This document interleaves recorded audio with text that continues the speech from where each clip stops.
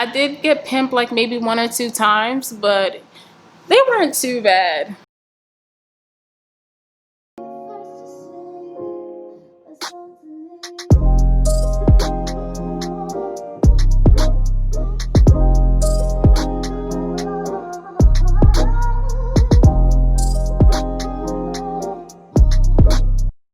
Hey y'all, and welcome back to the Marjiic Touch. In this video, I'm going to be talking about my clinical rotation experience in psychiatry, and I'll also be dropping tips on how you can do well on your COMAT or shelf exams, and also how to get some brownie points if you're attendings or residents. So definitely tune in. But before I continue, I wanted to give a quick shout out to my friend's clothing line called Black is Wealth, and I have some of the merch on now. So Black is Wealth is a clothing store that strives to empower African Americans to realize that there is wealth in being Black. So once we realize this, it will confirm that obtaining any other form of wealth is possible. So I'm definitely in agreement with this mission statement. It got some nice merch. I think they got some new items out now too, and also just a great all-around person to support. So definitely go ahead and check the link in my description box below. And with that, let's get into this video, guys. So for the past 4 weeks, I have been completing my clinical rotation experience in psychiatry. So I wanted to give you at first a rundown on how my day looked. So my day would be from about 8 o'clock to 4:30 on site. It was a 45-minute drive there and back from my current location. And then also I wanted to make sure that I was there a little bit early, you know, just to be there early and not to be there late. Most of the morning was spent seeing patients, treatment teams and things of that matter. And I think the same thing was pretty much with the evening. There were some evenings where we would talk with the attending and resident and go over some articles, so we did that as well. So my thoughts on psychiatry is that I think that it was such a great experience, I have to say, especially with this being my first clinical rotation and my first time really being a medical student on the hospital floors. I will say that it was a wonderful experience, and I have to give a shout out to the resident who I was working with. She was so amazing, so sweet, so willing to help me learn and help me grow in the fields, and also help me get some brownie points too, because the girl is trying. So she definitely did help make the experience so much better for me. The attendings that I worked with as well were also so nice, so willing to help me learn and grow and to correct me when I'm wrong. I'm always here for corrective criticism, so I think that they played such a central role, and I really appreciate them all because I didn't know what I was walking into, so I think that they made it a lot better. In terms of some of the cases that I saw, I'm not going to go into detail about any of the patients I saw because I just want to make sure that their rights to their medical records are protected, and that is not my business to share.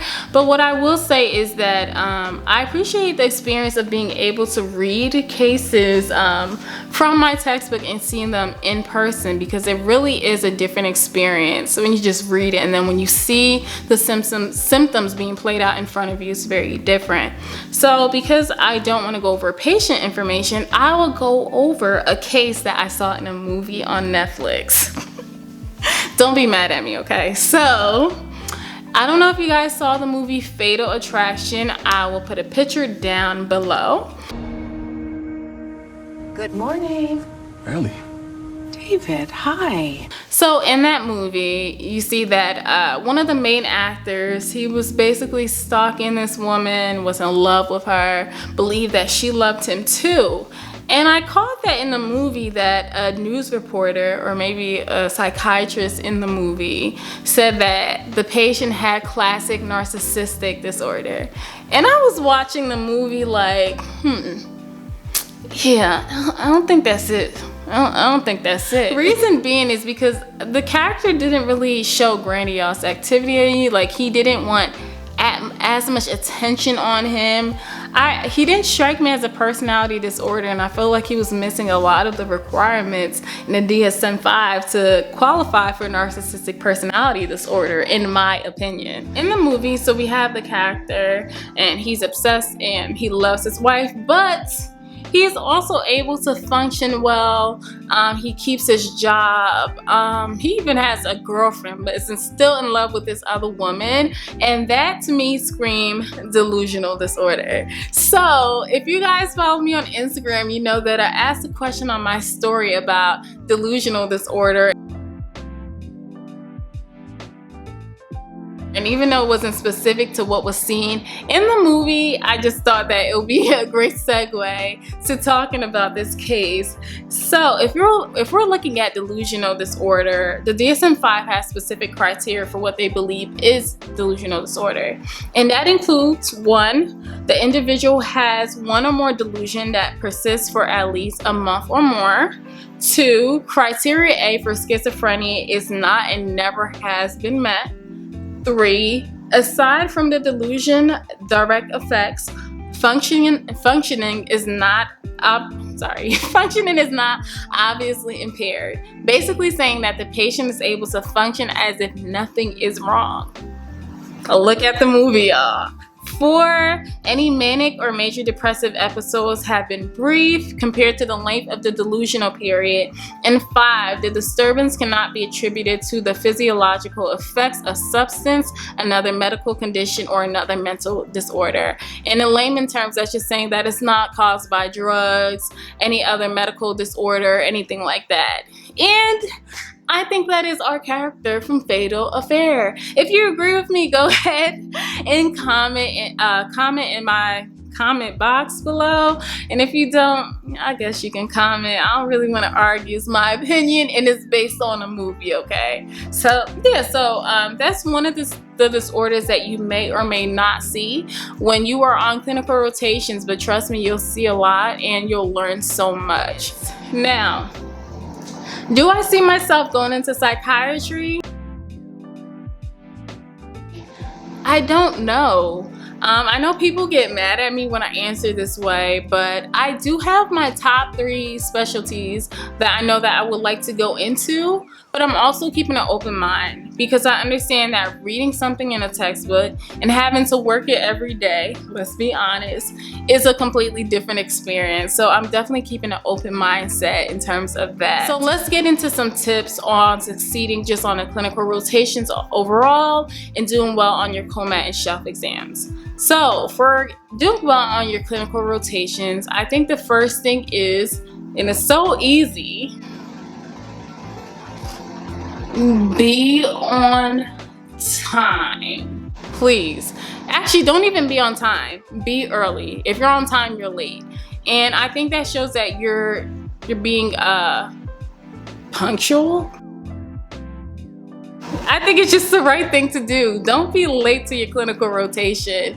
I think for me, before my first day, I actually drove up to the campus to figure out what building I'm going to, where I need to go, so I wouldn't be lost. So I would advise that you do that too if you're a person who's not that good with directions. That is me. So yeah, be on time. The second thing I would say is review some of the material before you go so that you don't walk in completely blind. I know for me, I didn't have as much time to go into an in-depth review of psychiatry, but I did try to watch some online med ed videos and, just so that I know something. I'm not just lost walking in. So a third thing that you can do, and this is more so for brownie points, is that when speaking to a resident, maybe the night before, picking a drug or a specific drug, looking up information about it, finding articles about it, and going to talk to your attending about it. I think that it's showing that you're showing initiative and that you're actually interested and engaged. So I think that would be a great thing to do. I'm thinking these off the top of my head. Let me see. What is the fourth thing that you can do, or that I did? I was on time. 4 is just be engaging, attentive, and be willing to help. Do not complain. I think that's just simple. Just don't complain. Even if you're annoyed or bothered, just keep it till you get home. Call your little friends. Sorry, not say little. Call your friends, call your family, vent there. But I think, complaining, you shouldn't be doing that on a rotation at work, or let's just keep it professional. So I'll say that. So let's talk about preparing for the COMAT and shelf exams, and I guess part of this will also be geared toward being well prepared when you're going on your clinical rotations, because you will get pimped on a lot of these aspects. Thankfully for me, I didn't get pimped as much as I think other students did. I did get pimped like maybe 1 or 2 times, but they weren't too bad. So the first thing I would say is that this book is clutch. Definitely clutch. This is called First Aid for the Psychiatry Clerkship. And I watched countless other YouTube videos about advice before going into rotations, and a lot of people recommended this. I took their advice, and now I'm telling you, definitely go ahead and get this book. So when you read this book, the first chapter does give instructions on how it's best to go about preparing for the clinical rotations, and they mention reading this book within the first 2 weeks, including notes in the book and then reading the book again. Now, being me, I read this book in 2 days about last week, and I had my COMAT exam the week afterwards.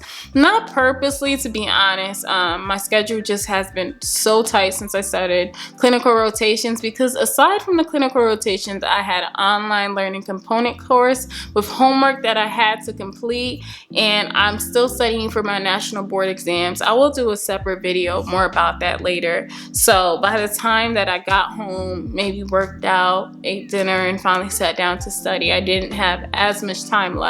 So I wasn't on top of the readings as I would like to be. If you are able to, I would say it is worth it to read through this book earlier on, just because it helps enhances your experience. So I think that is helpful.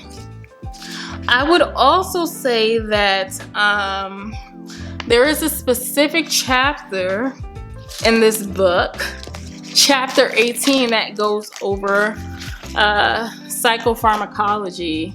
Know your drugs. I cannot specify that enough. You will get pimped on drugs. You will have questions on drugs. You need to know the drugs. What's the best drug to get? Know your benzodiazepines. Know the SSRIs. Know the antipsychotics. Know the side effects. Know your drugs. Okay, that's a major, that's the biggest thing I can drop for being pimped and for the COMAT and shelves. Psychiatry is very, I think, you need to know your medications very well. Especially if you're given the wrong medications, you can induce withdrawal, you can induce some type of effects, so that is important. But yeah, I would definitely say First Aid for Psychiatry Clerkship, definitely get this book and focus on the drugs. I cannot stress that enough. And then other things or resources that you can use that would probably be helpful is Anki. I know the Anki deck is pretty good.